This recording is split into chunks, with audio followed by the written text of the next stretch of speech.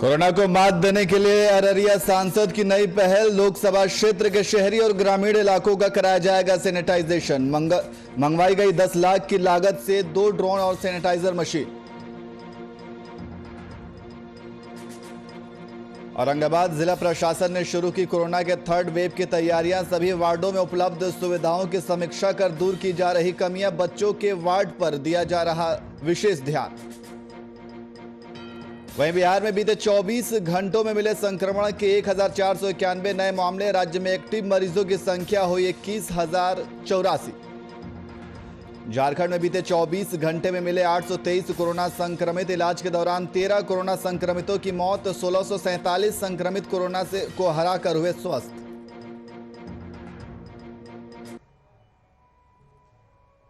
नमस्कार, मैं नियाज खान और आप देख रहे हैं वीआईपी न्यूज। अब सीधे रुख करते हैं खबरों की ओर। बिहार के ग्रामीण इलाकों में उप स्वास्थ्य केंद्र के जर्जर और बदहाल स्थिति को लेकर आरजेडी के विधायक अनिल साहनी ने सरकार पर निशाना साधा है।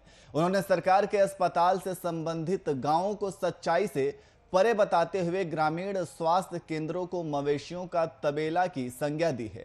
और साथ ही आरजेडी विधायक के अनुसार ग्रामीण क्षेत्रों में इलाज के लिए सरकार केंद्रों में इलाज के लिए डॉक्टर और स्वास्थ्य कर्मी की भारी किल्लत है। देखिए, जहां तक पहला प्रश्न आपने किए हैं कि राजद का जो आवाज आ रहा है, बात कर आवाज आ रही है नहीं, तो ये स्वाभाविक है। कोई राजद की बात नहीं है, राजद की बोली नहीं है। बिहार की जनता की जो आवाज है उसे राजद उठाने का काम करता है। और वही मांझी जी अभी बोल रहे हैं कि स्वास्थ्य के उप केंद्र, व्हाट इज स्वास्थ्य उप केंद्र, कहाँ है स्वास्थ्य उप केंद्र? तो स्वास्थ्य उप केंद्र का जो है सो केंद्र आप जाके देखिए, प्राथमिक स्वास्थ्य उप केंद्र, आप जाके देखिए अंचल का स्वास्थ्य केंद्र, आप जाके देखिए प्रखंड का स्वास्थ्य केंद्र, आप जाके देखिए परिषद का स्वास्थ्य केंद्र, आप जाके देखिए जिला का स्वास्थ्य केंद्र। क्या है ये 15-16 साल के व्यवस्था में इन्होंने क्या किया स्वास्थ्य केंद्र पर? देखिए,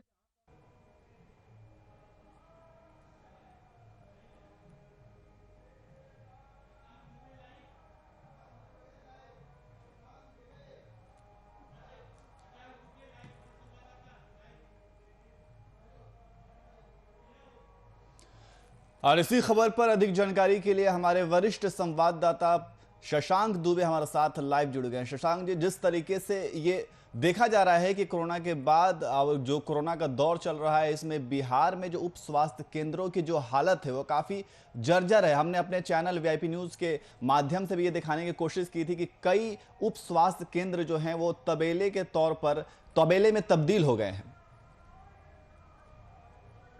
जी बिल्कुल, देखिए जो स्थितियां हैं इस वक्त कहा जाए तो जो बिहार में स्वास्थ्य व्यवस्थाएं हैं उनको लेकर काफी सवाल उठाए जा रहे हैं। ऐसा कहा जा रहा है कि बिहार की जो स्वास्थ्य व्यवस्था है पूरी तरह से चरमराई। उप स्वास्थ्य केंद्रों की तमाम तस्वीरें दिखाई गई हैं। आमतौर पर उप स्वास्थ्य केंद्र पंचायत में होते हैं और पंचायतों में जो स्वास्थ्य महकमा ने व्यवस्था की थी वो वहां पर परमानेंट हॉस्पिटल नहीं हुआ करते थे। वो विजिटिंग डॉक्टर और नर्स होती थी और जो नेशनल कैंपेन चलते थे, जैसे पोलियो का कैंपेन चलता था या और कोई कैंपेन चलता था, उस पे वहां पर जाकर पोलियो का ड्रॉप पिलाया जाता था या फिर सप्ताह में एक दिन डॉक्टर की प्रतिनियुक्ति होती थी जो लोगों को देखते थे और एक एएनएम की वहां पर नियुक्ति होती थी।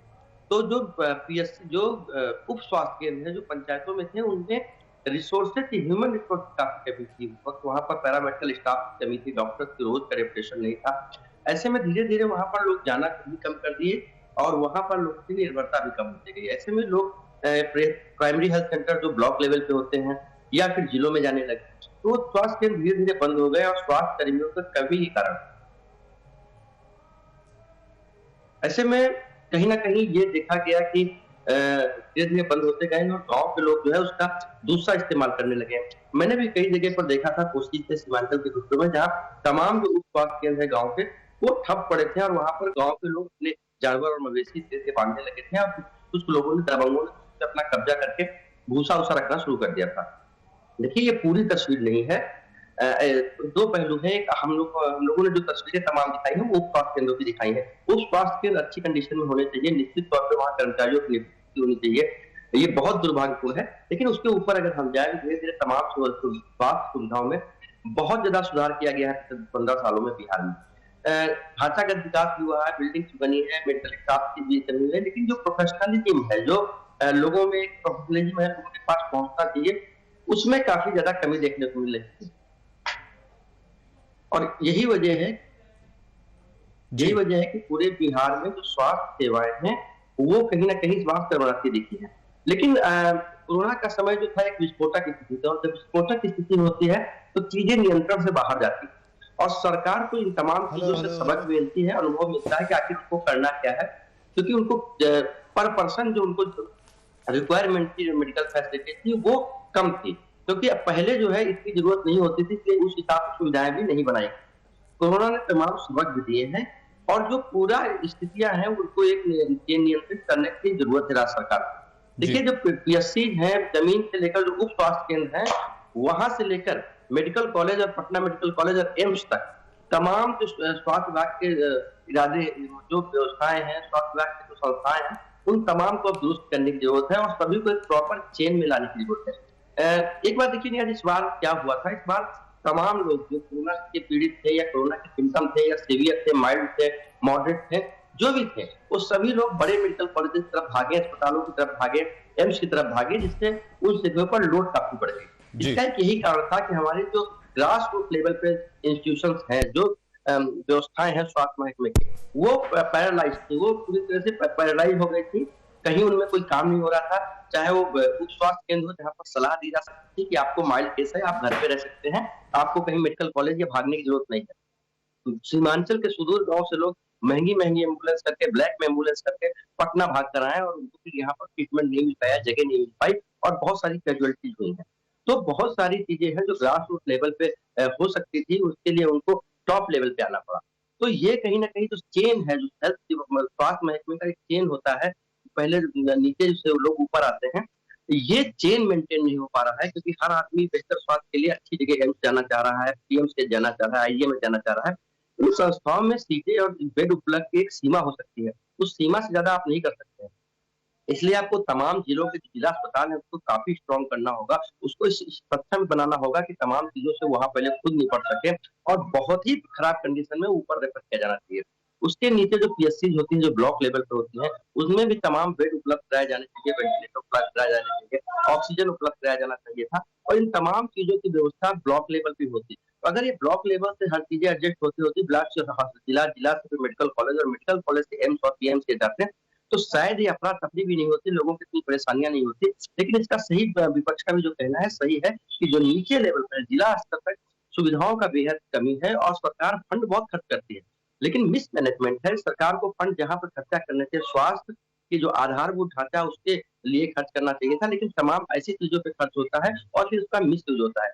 आपने पिछले दिनों देखा कि तमाम एम्बुलेंस खरीद लिए गए सांसद के अनुशंसा पर, तमाम अनुशंसा पर, लेकिन उसका मैनेजमेंट के लिए या उसको संचालित करने के लिए जो राज्य जिले के अंदर संचालन समिति होती है, वो ठीक से काम नहीं कर पाई, और तमाम एम्बुलेंस खड़े रहे, यानी पैसा भी लग गया, और सरकार और लोगों के काम भी नहीं आया।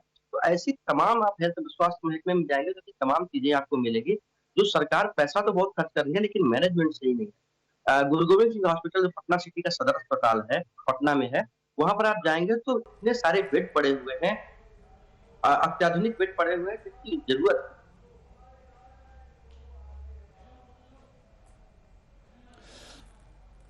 बिल्कुल शशांक जी, जिस तरीके से स्वास्थ्य उपकेंद्रों की हालत जर्जर होती जा रही है, और लगातार हम जो तस्वीरें दिखा रहे थे कि किस तरीके से स्वास्थ्य उपकेंद्र जो हैं वो मवेशियों का तबेला बनता जा रहा है, सरकार को इस ओर ध्यान देने की बिल्कुल ज़रूरत है। बहुत बहुत शुक्रिया तमाम जानकारी के लिए।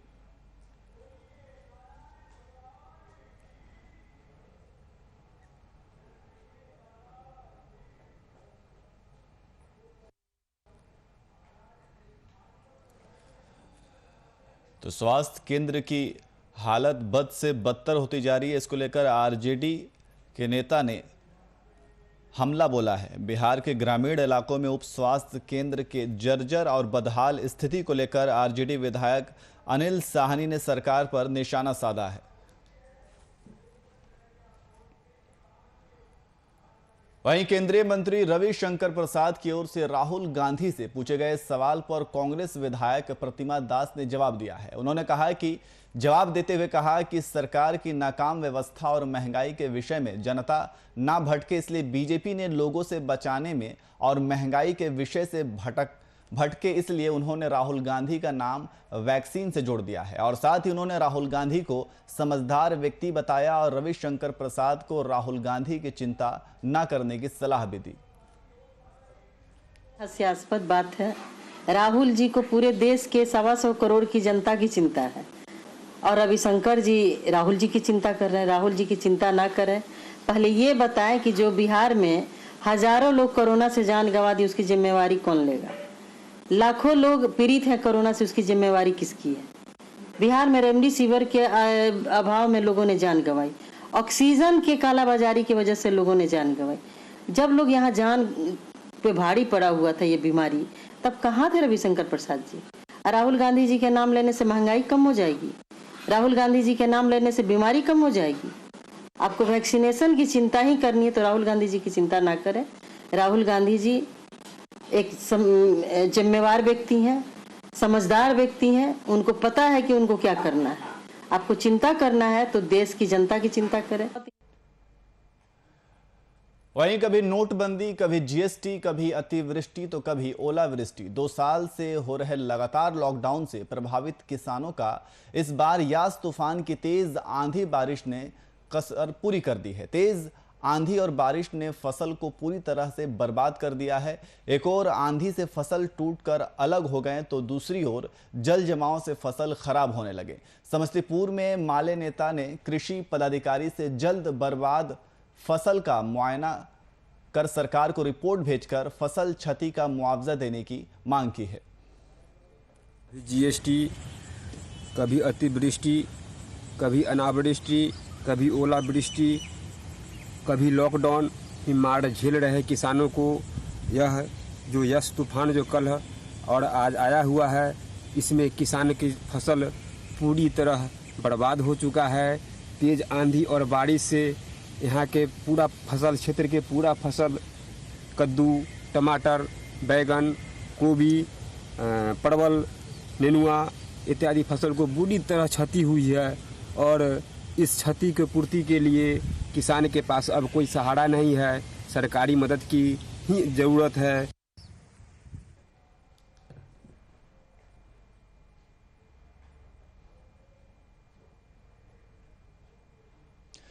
वहीं कोरोना संक्रमण के दूसरे लहर में बिहार में सबसे ज्यादा पटना के लोग संक्रमित हुए। पटना के लोगों की सबसे ज्यादा इस बीमारी से मौत भी हुई।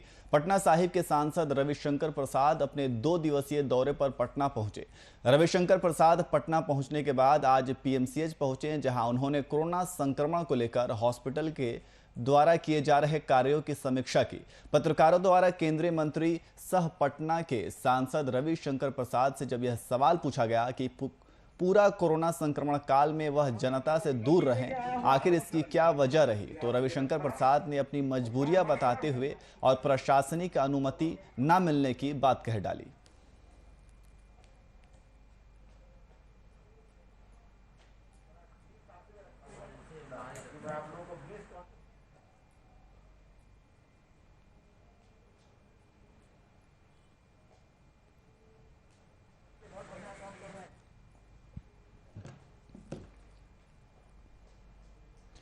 वहीं भाजपा विधायक दल के नेता बाबूलाल मरांडी के बयान पर प्रदेश कांग्रेस ने पलटवार किया है। इसी कड़ी में प्रदेश कांग्रेस प्रवक्ता राजेश गुप्ता ने कहा कि गठबंधन की सरकार ने इस कोरोना काल में अच्छे प्रबंधन के साथ बढ़िया कार्य करके दिखाया है, जिसकी देश ही नहीं बल्कि विदेशों में भी चर्चा हो रही है। प्रश्न उठने से पहले बाबूलाल को यह भी बताना चाहिए कि बाबूलाल ने अपने क्षेत्र की जनता के लिए क्या कुछ किया है। बाबूलाल जी को मैं बड़ा ही सम्मान करता हूं, मगर बार बार ऐसा सवाल उठाना जिससे हमेशा विरोधाभास हो। जब सरकार अच्छी काम की, इतने बढ़िया प्रबंधन के साथ इस कोरोना काल में सरकार ने इस राज्य की जनता को सुविधा मुहैया कराया और लोग स्वस्थ भी हुए, जिसका पूरे देश में नहीं विदेशों में भी चर्चा हो रही है कि अच्छा प्रबंधन, अच्छा मैनेजमेंट के साथ झारखंड की सरकार ने, गठबंधन की सरकार ने कार्य को किया है।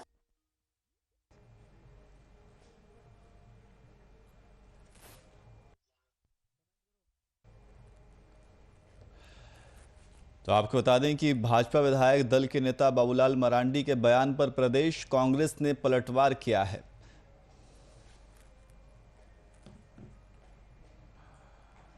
वहीं झारखंड में कोरोना जांच की रफ्तार बढ़ाई जाएगी। इसके लिए राज्य सरकार ने दिल्ली की एक कंपनी JIPM के साथ करार की है। जून के पहले सप्ताह से राज्य के 12 जिलों में यह कंपनी मोबाइल वैन के माध्यम से जांच शुरू कर देगी। यहां RT-PCR मशीन के माध्यम से की जाएगी। राज्य के टेस्टिंग प्रभारी नमप्रेयस लकड़ा ने बताया कि करार के तहत कंपनी को 24 से 48 घंटे के अंदर जांच की रिपोर्ट देनी होगी। उन्होंने बताया कि फिलहाल 8 सरकारी RT-PCR लैब के साथ 4 निजी लैब में सैंपल की जा रही है। इसके अलावा 7 नए जिले में इसके अधिष्ठापन की प्रक्रिया शुरू कर दी गई है। वहीं इनके अतिरिक्त 7 और जिलों में इसे शुरू करने पर विचार किया जा रहा है।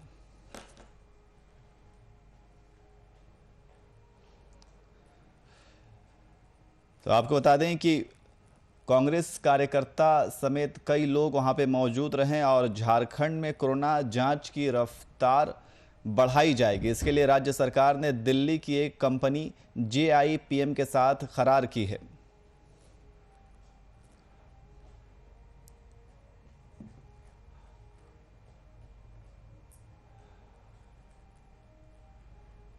और इसी खबर पर अधिक जानकारी के लिए हमारे संपादक कुंदन कृतज्ञ जी हमारे साथ लाइव जुड़ गए हैं। कुंदन जी, जिस तरीके से अब झारखंड में कोरोना की जांच की रफ्तार को और बढ़ाई जाएगी और इसके लिए उन्होंने एक कंपनी से करार भी की है, क्या कुछ जानकारी है? देखिए, जिस तरीके से झारखंड सरकार टेस्टिंग, ट्रैकिंग, ट्रीटमेंट और टीका, इन मंत्रा पे राज्य में कोरोना संक्रमण को नियंत्रित करने की कोशिश कर रही है। अब उसमें जो आंकड़े हैं वो राज्य में काफी संतोषजनक है, लेकिन इसे पूरी तरह से नियंत्रित करने के लिए राज्य के ग्रामीण इलाकों में सर्वे का काम कराया जा रहा है जी। और यह सुनिश्चित करने की कोशिश की जा रही है कि ग्रामीण इलाकों में संक्रमण कहीं छूट न जाए। उसके लिए अभी राज्य सरकार डोर टू डोर सर्वे का काम करा रही है और इस काम को सही तरीके से अंजाम देने के लिए JIPM के साथ एक करार किया गया है और इस संस्था को अभी तत्काल में 12 जिलों का काम दिया गया है, जिन जिलों में यह संस्था डोर टू डोर जाकर सैंपल कलेक्ट करके, टेस्ट करके उसके रिपोर्ट को जारी करेगी।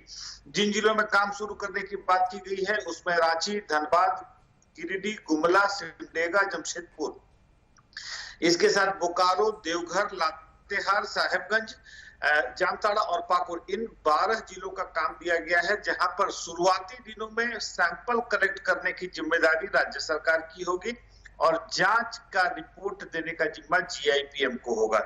लेकिन उसके बाद JIPM सब्सिक्वेंटली सैंपल कलेक्शन से लेकर टेस्ट रिपोर्ट देने तक की जिम्मेदारी JIPM की होगी। और अगर टेस्टिंग की बात कर लें तो राज्य में अभी 8 RT-PCR मशीनें काम कर रही हैं सरकारी स्तर पर और 4 मशीनों से आउटसोर्सिंग के जरिए टेस्ट रिजल्ट लिए जा रहे हैं। तो आप कह सकते हैं कि टेस्टिंग को बड़े पैमाने पर करके यह सुनिश्चित करने की कोशिश की जा रही है कि कोरोना संक्रमण से हम पूरी तरीके से जीत हासिल कर चुके हैं। नियाज जी, तो ये टेस्टिंग की प्रक्रिया कब से शुरू की जाएगी? MOU हो चुका है और MOU होने के बाद अब आप मान सकते हैं कि जो प्रक्रिया सैंपल कलेक्शन की प्रक्रिया राज्य सरकार के द्वारा पहले से जारी है और राज्य सरकार के प्रतिनिधि, सहिया, आंगनबाड़ी सेविकाएं यह घर घर जाकर सैंपल कलेक्शन कर रही हैं। अब सैंपल कलेक्शन की जिम्मेदारी शुरुआती दिनों में राज्य सरकार के प्रतिनिधियों की होगी, तो सैंपल कलेक्ट करके यह JIPM के प्रतिनिधियों को सैंपल दे देंगी टेस्ट रिपोर्टिंग के लिए। तो अब माना यह जा रहा है कि JIPM बहुत जल्द रिपोर्टिंग की प्रक्रिया को शुरू कर देगा और हालांकि चूंकि अभी सैंपल कलेक्शन और टेस्टिंग दोनों प्रक्रियाएं जारी है राज्य सरकार के साथ ही यह टेस्टिंग का काम जीएपीएम के जरिए किया जाएगा। जी, तो एक तरफ टेस्टिंग के संख्या को बढ़ाया जा रहा है और दूसरी तरफ कोरोना के मामलों में भी काफी कमी आई है, लेकिन कुंदन जी, एक वैक्सीन की किल्लत जो है वो राज्य में देखी जा रही है, तो इसको कैसे दूर किया जा रहा है? देखिए, कोरोना संक्रमण की जो स्थिति राज्य में है, राजधानी रांची में सबसे अधिक मामले, या तो संक्रमित मरीजों की बात कर लें या फिर हम बात कर लें मृतकों की संख्या की, तो एक अच्छी तस्वीर यह निकल कर आ रही है कि रिम्स के 79% बेड जो कोरोना संक्रमित मरीजों के लिए सुरक्षित थे, वह आज की तारीख में खाली हैं। रिम्स में 1040 बेड सुनिश्चित किए गए थे, जिसमें 216 बेड पर ही मरीज हैं, बाकी के तमाम 824 बेड खाली हैं, 79% बेड खाली हैं। सदर अस्पताल में 300 बेड का अस्पताल था कोरोना संक्रमित मरीजों के लिए, वहां महज 33 मरीज ही इलाजरत हैं। यहाँ की ऑक्यूपेंसी महज 11% है, 89% बेड खाली है। टीकाकरण की स्थिति की बात अगर हम कर लें तो टीकाकरण की स्थिति राज्य में थोड़ी चिंताजनक है, क्योंकि 45 प्लस के अधिक आयु वर्ग के लोगों का टीका को लेकर रुझान सामने नहीं दिख रहा है। 18 प्लस के लोगों का रुझान है। 18 प्लस के टीकाकरण केंद्रों की संख्या कम है, और जाहिर सी बात है, जो टीकाकरण की केंद्रों की संख्या है और टीका जो उपलब्धता है राज्य सरकार के पास, वह महज अगले 2 दिनों के लिए बचा हुआ है। लेकिन एक खबर आ रही है, अनौपचारिक रूप से जो खबर आई है कि कोविशील्ड और कोवैक्सीन की खुराक 1 जून को राज्य सरकार को प्राप्त होने वाली है। तो जहां 2 दिन का खुराक बचा है, वहां 1 जून को अगर दोनों वैक्सीन की खुराक मिल जाती है, तो यह माना जा सकता है कि बिना व्यवधान का टीकाकरण अभियान जारी रहेगा। लेकिन अगर 1 जून को यह टीका नहीं पहुंच पाता है राज्य सरकार के पास, तो शायद कुछ दिनों के लिए टीकाकरण अभियान को रोकना पड़ सकता है। नियाज जी, बहुत बहुत शुक्रिया तमाम जानकारी के लिए।